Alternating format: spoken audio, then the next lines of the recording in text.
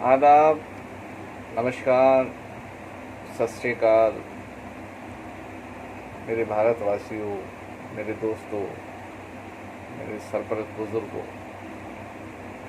मैं इकबाल तकी शेरकोटी आज आपके सामने एक ऐसे मुद्दे पर बात करने वाला हूँ जो कि आजकल बहुत ही ज़्यादा बिल्कुल पॉपुलर हो चुका है और एक बहुत ही अहम मुद्दा बन चुका है, जो कि हमारे माननीय मुख्यमंत्री योगी आदित्यनाथ जी का एक अध्यादेश आया है कि उन्होंने जनसंख्या नियंत्रण कानून पारित करने के लिए लोगों से सलाह मांगी है और लोगों से राय मांगी है कि इसमें अपनी राय दें।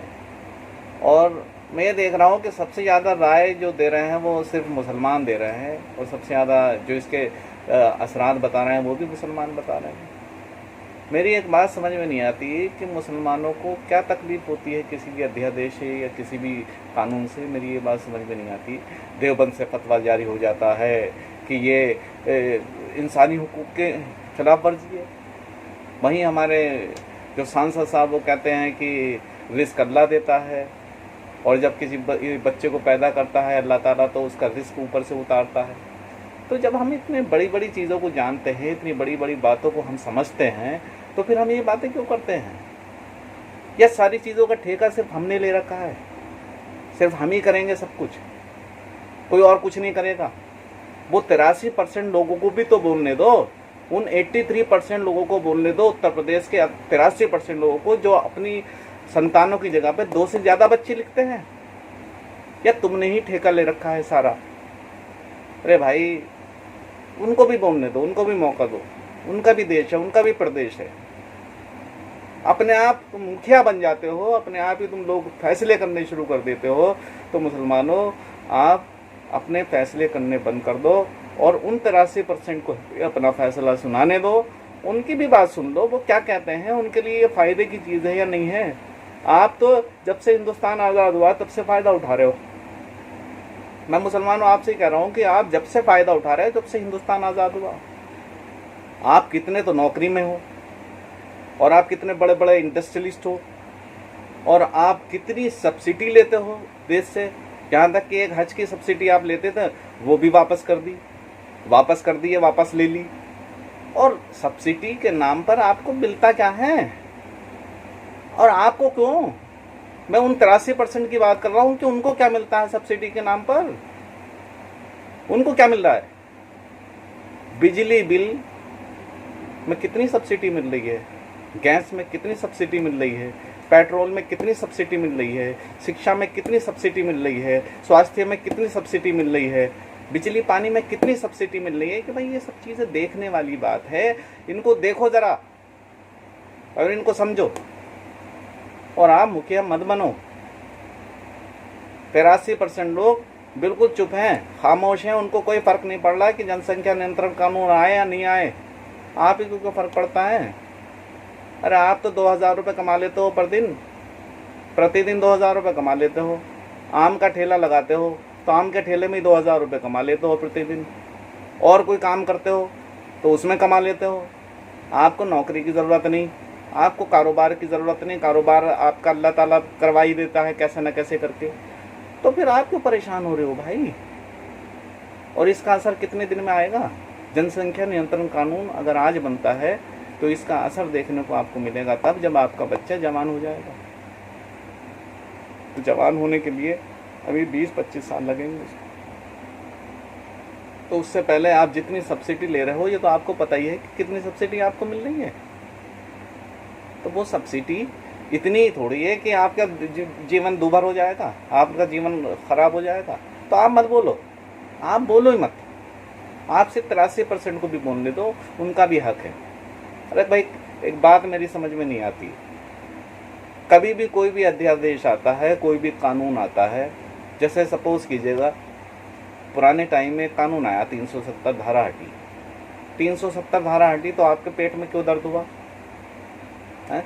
अरे भाई, अगर कोई वहाँ पे 370 धारा हटने के बाद में वहाँ पे कोई अपना बंगला बनाना चाहता है, कोई अपना घर बनाना चाहता है, कोई वहाँ पे ज़मीन खरीदना चाहता है तो खरीदने दो उसको। ये तो फ़ायदे की बात है, आप भी खरीद लो जाकर। 370 धारा हट गई, सेंटर में मिल गई, जम्मू एंड कश्मीर राज्य, तो भाई ये तो फायदे की बात है, इसमें आपको क्यों बोलना है? सबके लिए फायदे की बात है। बस आप ही मुखिया बन जाते हो, आप ही कहने लगते हो कि जी ये गलत हुआ, वो सही हुआ। अब 3 तलाक की बात ले लो, 3 तलाक का कानून लाया गया है देश के अंदर, तो क्या परेशानी है 3 तलाक के कानून लाने में? 3 तलाक का कानून तो बहुत अच्छा कानून है। अब इससे कम से कम घर में झगड़े कम होंगे, घर में फसाद कम होंगे। और 3 तलाक तो वैसे भी आपको पता है कि अल्लाह और उसके रसूल को सबसे ज़्यादा नापसंदीदा अमल अगर कोई था तो वो 3 तलाक था। तो इसमें तो आपको खुश होना चाहिए था कि सरकार ने आपके बारे में सोचा।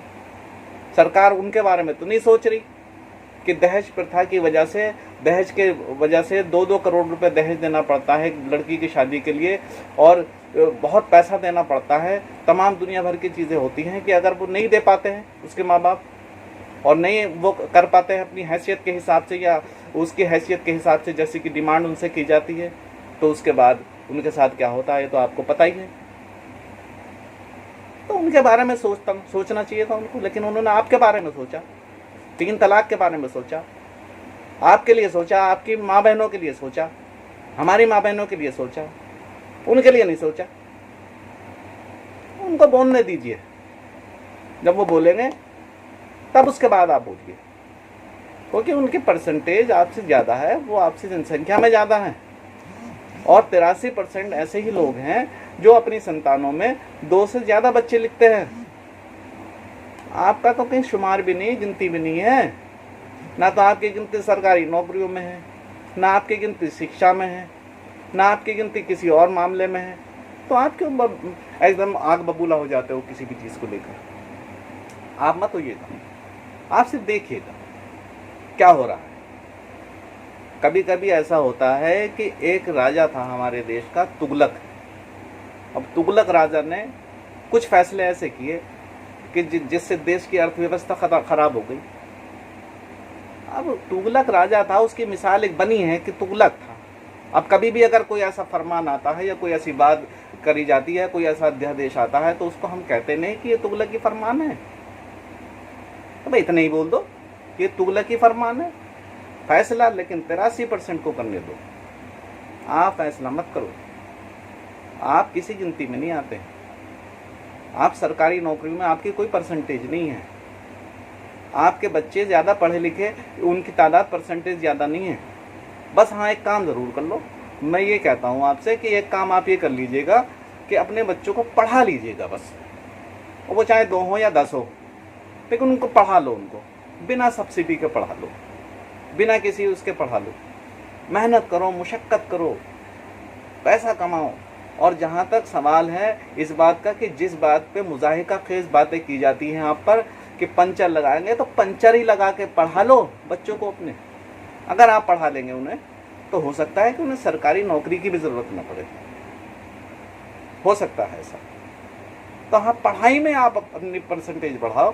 और अगर कोई मुद्दा ऐसा आता है कि पढ़ाई में आप पिछड़ रहे हो या पढ़ाई के लिए आपको कोई मजबूर किया जा रहा है कि आप नहीं पढ़ोगे, अगर आप 5 बच्चे हैं या 6 बच्चे हैं तो आपको शिक्षा नहीं मिलेगी, तो ऐसा तो कानून नहीं बन रहा ना। बस ऐसा कीजिएगा। अब कोई भी कानून, कोई भी अध्यादेश बनता है तो उसमें हम मुखिया बन जाते हैं। तो मेरी आपसे सिर्फ यही रिक्वेस्ट है कि आप मुखिया ना बने, आप सिर्फ देखें, और देखने के बाद में तब फैसला करें। भाई इतना ही काफ़ी है, आगे की जानकारी भी दी जाएगी।